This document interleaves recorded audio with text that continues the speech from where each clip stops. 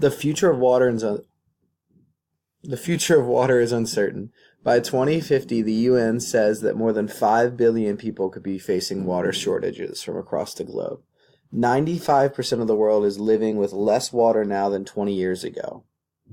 Namibia is located in the southwest corner of Africa and has limited access to water and is very vulnerable to drought.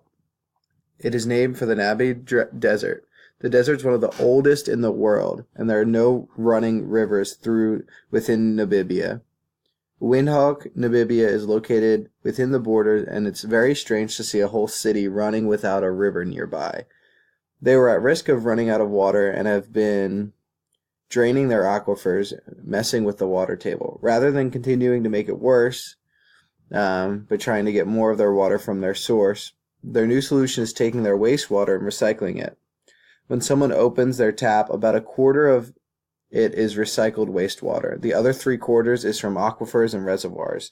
Environmental global warming change will continue to cause this city to get drier, and as the sources of water decrease, one solution is that they will need to continue to find better and more efficient ways of recycling their water.